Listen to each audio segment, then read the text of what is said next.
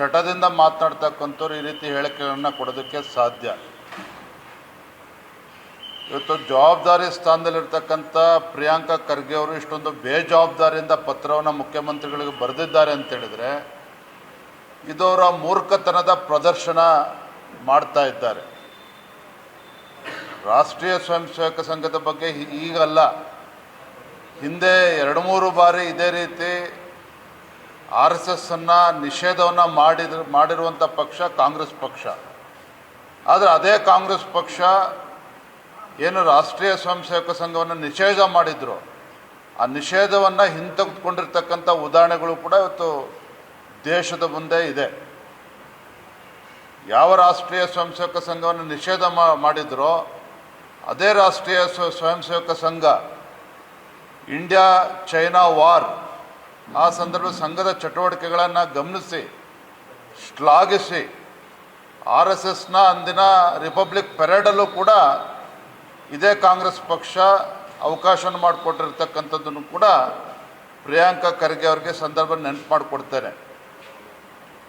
ಮತ್ತೊಮ್ಮೆ ರಾಷ್ಟ್ರೀಯ ಸ್ವಯಂ ಸೇವಕ ಸಂಘವನ್ನು ನಿಷೇಧ ಮಾಡ್ತೇವೆ ಅನ್ನೋ ಮಾತನ್ನು ಇವರೇನು ಆಡ್ತಾ ಇದ್ದಾರೆ. ಅದನ್ನು ಮಾಡ್ತಕ್ಕಂಥ ಶಕ್ತಿ ಇವತ್ತು ಕಾಂಗ್ರೆಸ್ ಪಕ್ಷಕ್ಕಿಲ್ಲ. ಅದು ಗೊತ್ತಿದ್ರೂ ಸಹ ಈ ರೀತಿ ಚಟಕ್ಕೋಸ್ಕರ ಚಪ್ಪಲಕ್ಕೋಸ್ಕರ ಇವತ್ತೇನು ಪ್ರಿಯಾಂಕಾ ಖರ್ಗೆ ಅವರು ಇವತ್ತು ಪತ್ರವನ್ನು ಬರೆದಿದ್ದಾರೆ. ಬಹುಶಃ ಎಲ್ಲೋ ಒಂದು ಕಡೆ ಮುಖ್ಯಮಂತ್ರಿ ಸ್ಥಾನದ ಮೇಲೆ ಅವರು ಕೂಡ ಕಣ್ಣಿಟ್ಟಂತೆ ಕಾಣ್ತಾ ಇದೆ.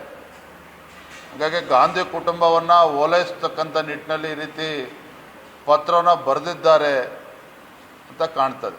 ಹಿಂದೆ ಸರ್ RSS ಮತ್ತು ಅದರ ಅಂಗಸಂಸ್ಥೆಗಳಿಗೆ ಏನು ಜಮೀನು ಕೊಟ್ಟಿದ್ರಿ ಬಿಜೆಪಿ ಅವಧಿಯಲ್ಲಿ, ಅದನ್ನು ವಾಪಸ್ ಪಡೆಯುವ ಪ್ರಯತ್ನ ಕೂಡ ಆಗಿತ್ತು ಈ ಸರ್ಕಾರ ಬಂದ ಆರಂಭದಲ್ಲಿ. ಅದಾದ ನಂತರ ಮತ್ತೆ ಈ ಪದೇ ಪದೇ ಟಾರ್ಗೆಟ್ ಮಾಡ್ತಾ ಇದ್ದಾರೆ, ಪದೇ ಪದೇ ಸಂಘದ ಮೇಲೆ ಟಾರ್ಗೆಟ್.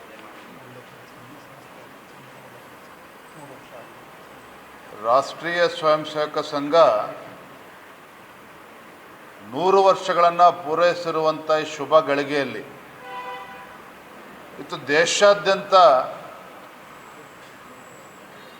ಚಟುವಟಿಕೆಗಳು ನಡೀತಾ ಇದೆ, ಪಥಸಂಚಲನ ಕೂಡ ನಡೀತಾ ಇದೆ. ಇಂಥ ಸಂದರ್ಭದಲ್ಲಿ ಪ್ರಿಯಾಂಕಾ ಖರ್ಗೆ ಅವರ ಈ ತಮ್ಮ ಅಭಿಪ್ರಾಯವನ್ನು ಪತ್ರದ ಮೂಲಕ ಏನು ವ್ಯಕ್ತಪಡಿಸಿದ್ದಾರೆ, ಇದಕ್ಕೆಲ್ಲವಕ್ಕೂ ಕೂಡ ಕಾಲ ಉತ್ತರ ಕೊಡ್ತದೆ.